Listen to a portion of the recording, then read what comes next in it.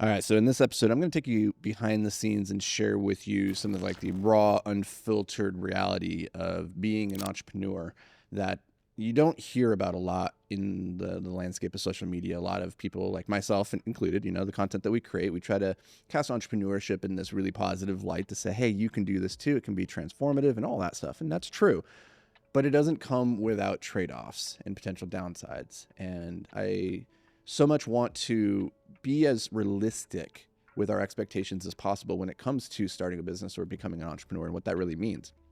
And the only way to do that is to not only share the wins and the victories, the successes, and all the highlight reels that we get to put in the bio, but to also share the battles, the things that people don't talk about nearly as much. And they don't talk about it because it's not as much fun to talk about the failures or the things that you're struggling with.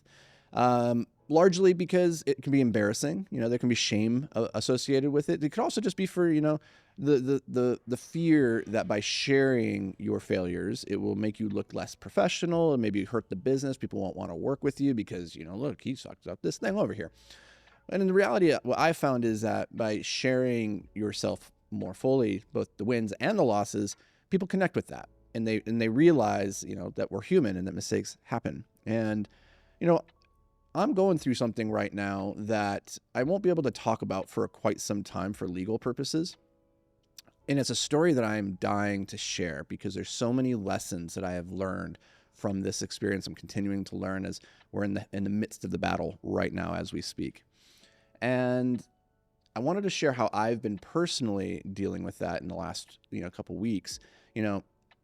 You need to have a high tolerance for stress and anxiety in this world of entrepreneurship. That's always a given, even when times are good. But when times are bad, you're going to be really particularly tested.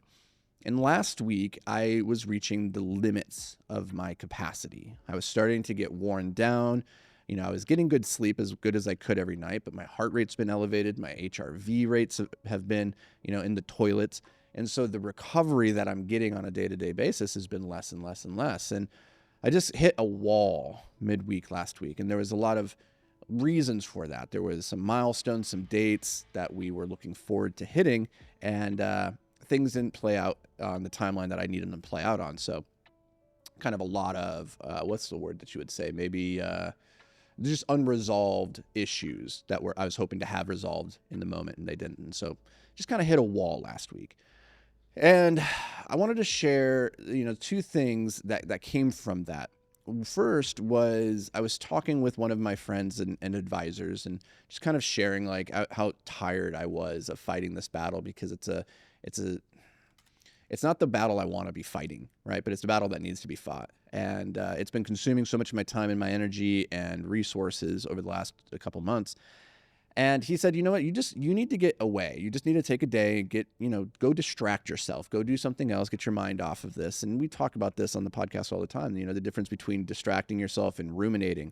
There comes a point when you have all the facts available. No more ruminating and circling back on the same cycle of thoughts is going to come with new insights or wisdom, right? And so when you reach that point, instead of endlessly perseverating on the same issue, you just need to take time and get away from it. And that can be really hard in the moment when everything feels so urgent and the house is burning down. You're like, I have to stay here to keep fighting the fire.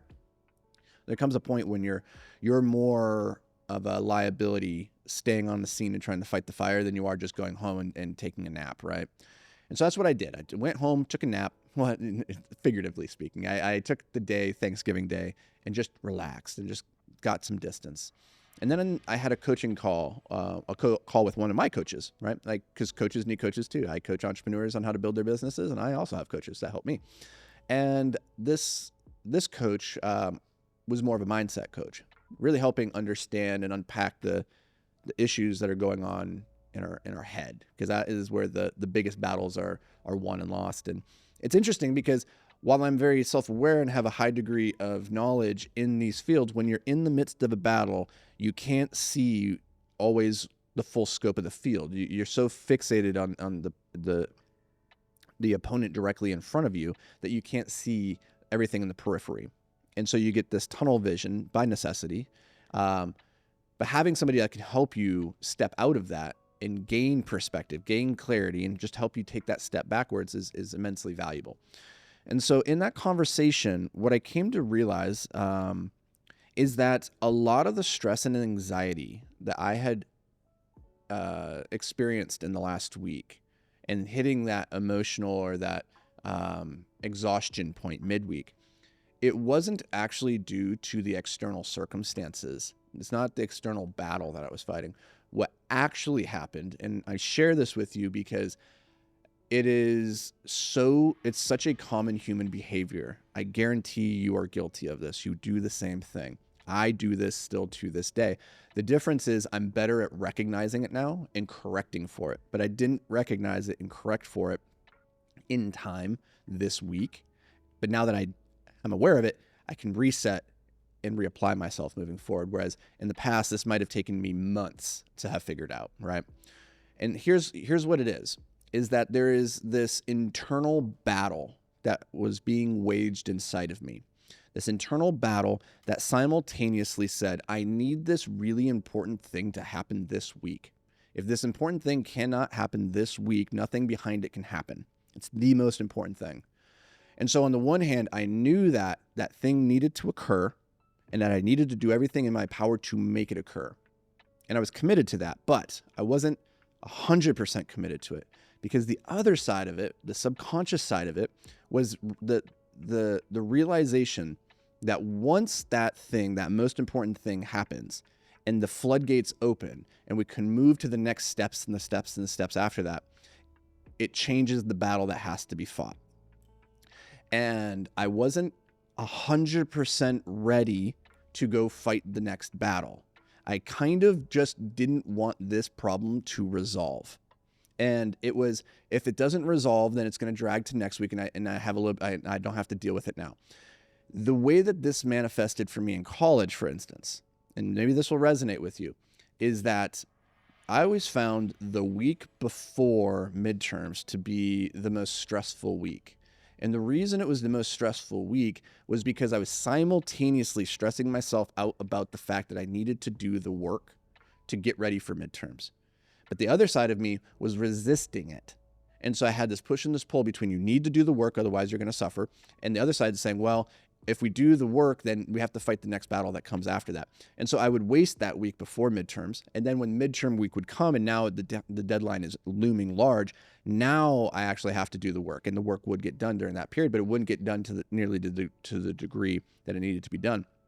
Now, extrapolating that out to like the current existence, the current world, is that I lost an entire week fighting myself, not having 100% conviction that I was going to make this thing happen. And it's simply because part of me didn't want it to happen, because I didn't want to go and fight the next battles that needed to be fought, because they were just as big and hard and scary as the first battle that needed to be fought. And so by delaying that first battle, I could delay the secondary and the tertiary battles. And this plays out so subconsciously that it was only upon reflecting and journaling and asking myself, why am I so tired right now? That I realized I'm tired because I've been fighting this battle without absolute conviction and certainty, that I didn't move towards the target unerringly. And that is a recipe for whatever you're trying to achieve in life, for it to fail. If you are constantly battling yourself, you will not show up and apply the full force of your conviction, your beliefs, your abilities, and that will subtly erode your competency, your capacity, and you will feel it. You like, even if you can't put words to it, you will feel it as this almost like an emergency brake that you've pulled on yourself while still slamming on the gas. And that's what happened to me last week. My tires were burning out because I was simultaneously pushing on the gas as hard as I could and holding the brake. And so I share this with you because you might be holding your own brake right now. And you might be wondering why you're so exhausted, why you're so tired, and why the thing isn't moving as fast as you want it to be. And it's because you are holding yourself back. You haven't committed with absolute conviction to the path, to the battle that needs to be waged. And I've been reading the writings of Napoleon recently, because getting into the mindset of great generals and like wartime and understanding how they approach something of so much more high significance, life and death. And one of the things that allowed him to be so effective was his ability to make a decision amongst the chaos and then move with absolute certainty and conviction towards making that a reality, regardless of the odds, regardless of if other opportunities appeared. He would pursue it doggedly and persistently and with the full weight of his focus. And that right there is the key to being successful in any endeavor in life. And I share that with you because it was a lesson that I had to relearn again this week. And hopefully you can learn from my failures and get to your goals even quicker. So that's going to do it for me, guys and gals. I appreciate you. I'll see you in the next episode. But until then, stay hyper-focused, my friends.